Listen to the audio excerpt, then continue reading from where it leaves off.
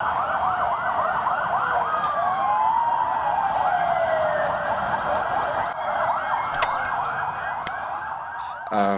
cannot disregard the fact that it might be an attack. We cannot also disregard the fact that this is a result or the epitome of mismanagement and corruption by the current sectarian ruling elite and its clientelist network. However, what is important to point out is that this change in narrative or rhetoric regarding the incident by the sectarian ruling elite, by the people in power, by the president mainly, the security forces, the intelligence forces, etc. This is part of the deflection game of the blame that they are playing. So when you take into consideration the current political sectarian or confessional system in Lebanon, you know how it's divided in different sects.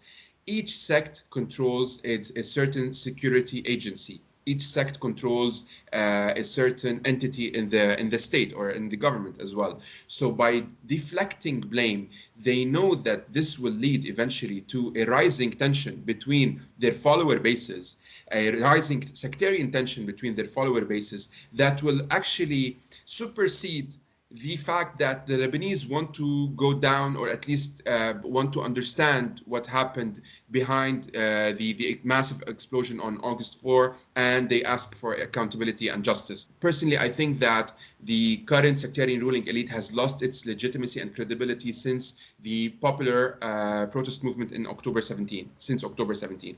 And they think that they can run away from accountability and from the responsibility of what happened.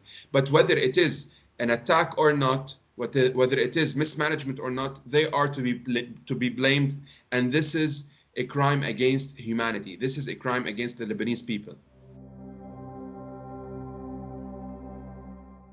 Hezbollah is part of the Lebanese political system. It's deeply entrenched, and right now it is the orchestrator of the system. It is the most powerful militia in the country. In addition to it, it's mainly a militia that has a political party that represents it in government and in the parliament.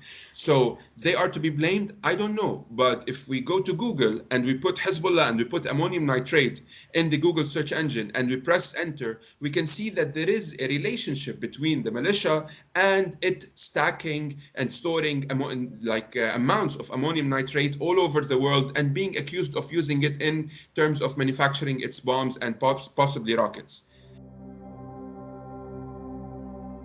There's an extreme currency devaluation. The currency has lost almost 85% of its value, in addition to massive inflation rates and large numbers of unemployment. In addition to a 50% of the population being under the poverty line, and these are the numbers of the World Bank.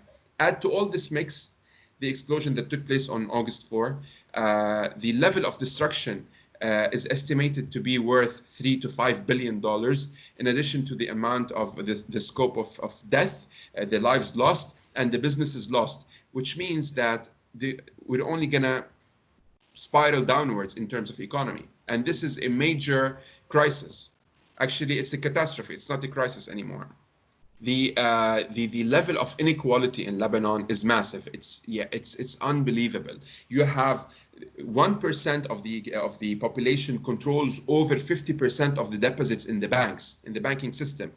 Add to that the fact that since the popular protest movement of October 17, the banks imposed an unlawful capital control. However, who did it target? It targeted the people, basically medium and small depositors in the banks. So you weren't allowed to withdraw your savings that are in dollars. Your savings got lirified in a way. It turned to liras, and they were giving it to you at an exchange rate lower than that of the black market.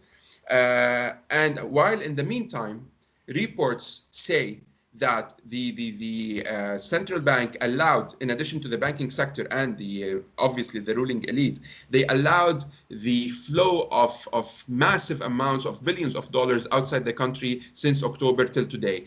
The estimates are around $6 billion, and this number was given by the head of the director of the Ministry of Finance honestly, has failed to achieve anything tangible.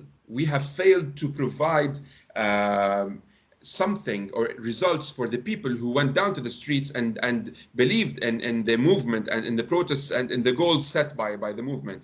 So what can this movement in the history of the country do is bring these movements and these groups together that emanated from the protest movement, and possibly forming one or two major coalitions in order to allow people to come under them and get momentum from that. The main problem and the cancer of this country is sectarianism. So the system is built on sectarianism, and sectarianism allows you to be corrupt and to steal without actually being held accountable. Because if you are, let's say, a Sunni and you are corrupt, when people are trying to hold you accountable, your sect is gonna rally behind you and defend you, because they're gonna consider that as an attack over them. What should be done is two things. First of all, at some point, Hezbollah needs to give away its arms, and it needs to integrate as a political party in the system. In addition to that, a new political system and the social contract should be put in place away from the traditional sectarian political system. We should move towards a secular country that works based on competency, a meritocracy where competent people get awarded, instead of working on a sectarian basis where people are rewarded according to their loyalty. On the political level, I think Lebanon needs to move towards an independent judiciary body. On the economic level, the system in place is a failure, basically, because the Lebanese economy was based on the remittances and the inflows of expats from outside the country. We're not a productive economy in any possible way. We should move towards a productive economy. Of course, this doesn't mean we have to go and start working in agriculture, because Lebanon is a very tiny country, but we can be very creative in terms of services, in terms of the tech world, also recreating the banking sector in Lebanon in a way that can attract investments from outside the country, given the country's location, the strategic location of the country on the Mediterranean. And the last thing is the need to move from the sectarian political system towards a secular one, where the dreams of the youth right now in Lebanon could be achieved one day, where they can feel this sense of belonging to their country and an ownership over their country as well.